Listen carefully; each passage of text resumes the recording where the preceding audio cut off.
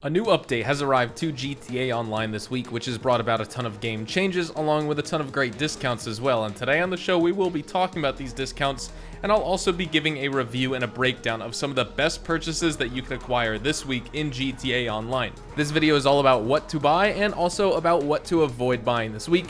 I know you put a lot of time and effort into building your wealth in GTA Online, and so I put together this helpful buyer's guide so you can get the most value out of your spending. So if you enjoy this video at any point, or if you just find it helpful, let me know by dropping a like on it. And if you want to stay up to date and in the loop with everything GTA Online and Rockstar games, then consider hitting that subscribe button with your bell notifications turned on.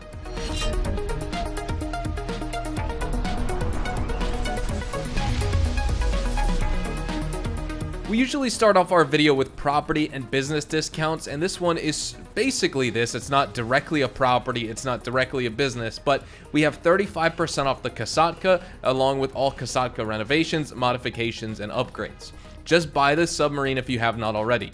This is GTA Online's most useful and beneficial purchase for all players because it gives you access to the Cayo Perico Heist, which is a completely soloable heist that can make you millions of dollars per day, and you also get free weapons like the AR, compact rifle, flare gun, MG, Molotov cocktail, RPG, and the vintage pistol, and you can also equip this sub with the following customization options: the sonar station, guided missiles, weapon workshop, the Sparrow, and the Kraken Avisa. Now moving on to all our vehicle discounts. First, we have the Grati Itali RSX. The RSX is an excellent vehicle in standard land racing. It has a very high top speed that can beat a majority of vehicles from the super vehicle class, and it has better than average acceleration, almost on par with the Itali GTO. It has an active aerodynamic wing that activates shortly after acceleration, and the RSX's handling is slightly unstable, causing road imperfections to be much exaggerated, which will make the car more prone to spinning out, so keep that in mind when cornering. Also, watch out for damaging this car, as the wing can sometimes not deploy, and that will have an impact on performance as well. For number 2, we have the overflawed Imorgan. The Imorgan is the first electric vehicle to possess both excellent acceleration, as seen in other vehicles such as the Raiden and the Voltic, and impressive handling, with its high downforce allowing for very high speed cornering with little to no traction loss. Together with its acceptable braking, these attributes make it formidable in niche situations with very few straights and frequent cornering. But the car does suffer on straight line tracks though, and even for an electric vehicle, its top speed is also underwhelming here, struggling to even get past 107 miles an hour on flat roads. This is slower than a vast majority of the sports class, which puts it in a range of cars such as the Penumbra. For number 3, we have the Annihilator Sylvester. The Sylvester has good acceleration and a high top speed, but where it really stands out is its traction. Despite the high torque delivered to the rear wheels, the high traction keeps the wheels glued to the road, making the car great for track races with lots of tight turns. However, this grip also makes it hard to drift or power slide with this vehicle. It has an annoying tendency to downshift if a drift is not initiated properly, although the short gear ratio helps this car recover quickly, and this vehicle can also be equipped with 2 front-facing machine guns, which have decent firepower against players and vehicles with no or light armor, but they will struggle against heavily armored vehicles. For number 4, we have the overflawed Entity XF.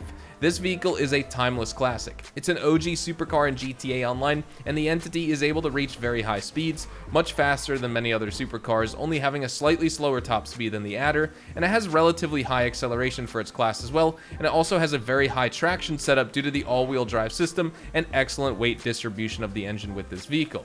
For number 5, we have the Volkar Nebula Turbo.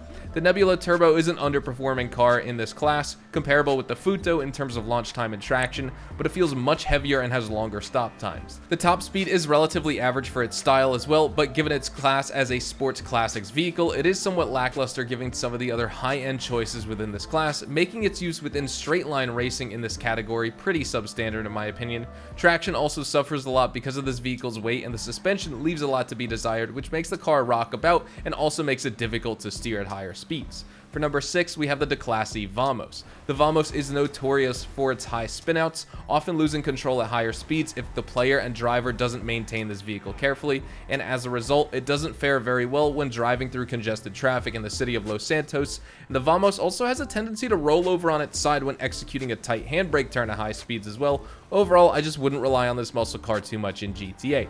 Number 7, we have the Manchez Scout. The Scout makes up for being an excellent off-roader coupled with excellent maneuverability, yet having an average top speed and acceleration that just can't keep up with the original Manchez. Unlike the original one though, the player can pull a wheelie even at low or high speeds as long as the player doesn't crash into objects or other vehicles. Because of the average top speed, it is better suited for races with rugged terrain and also has more corners than straights. I do highly recommend looking into picking up a Manchez Scout though, because it's a fun vehicle to drive. And number 8, we have the Annihilator Stealth. This aircraft performs very similarly to the regular Annihilator, slow and heavy to handle, but it is generally stable in flight, and similarly to the OG Annihilator, it has a carrying capacity of 2 occupants in the cabin and 4 in the hold, with the latter able to rappel down when the helicopter is holding steady at lower altitudes, and the Annihilator Stealth's durability is identical to other Civi helicopters, requiring only a single homing rocket to destroy this vehicle, or 7 explosive rounds from the Heavy Sniper Mark II. The most notable feature of this vehicle is the stealth mode, which is identical to that of the Akula, which allows the entire crew to navigate around the map without being spotted by enemy radars, which is useful for surprise attacks and getaways, but in terms of weaponry, you can equip missile barrages and homing missiles on top of the already pre-equipped machine guns when you purchase the Annihilator Stealth. I do prefer the Akula overall, but I do still find value in the Annihilator Stealth just because I'm an Annihilator fan in general. So with that said, when it comes to which vehicles and properties to buy and which vehicles to avoid buying this week, I recommend that you invest your money in the Kasatka 100%. If that's the only purchase you make this week, then you are so in the clear. You don't even need to worry about missing every other discount because the Kasatka pays dividends daily. And in terms of vehicles, then definitely look into all the ones we just covered, but do avoid the following vehicles: the Volkar Nebula Turbo, the Declassi Vamos, the Declassi Hot Ring Saber, which we didn't show gameplay of because it's just not worth it. Same with the Grati Briosa 300, same with the Varus, the Weaponized Dinghy, the Squatty, the Vetter, the Winky, and the Longfin. With all that said, we've reviewed every major discounted purchase in GTA Online this week. I'd love to know what you think about the property and the business and the vehicles on offer for us this week. I'd love to hear your thoughts in the comments below on my list, if you agree or disagree. Hopefully you all enjoyed the video today, and if you did, hopefully I earned your like on it. And of course, if you are new to my channel and you want to stay up to date with all the best GTA Online and Rockstar Games content, then consider hitting that subscribe button so you don't miss out on a single thing we post here on the channel. We consistently talk about updates, news, information, tips, tricks, and even leaks, and we'll keep you guys updated here on the channel daily, so make sure you hit that subscribe button. If you want to follow me over on Twitch, Twitter, and Instagram, those are the best places to get connected with me outside of YouTube, and you're more than welcome to ask me any questions on those platforms. You can follow me at HazardousHDTV, and all of my social media links can be found in the description down below. With that being said, thank you all so much for watching, everyone. I hope you all have a fantastic day, and I will see you guys in the next GTA Online video. Adios, amigos.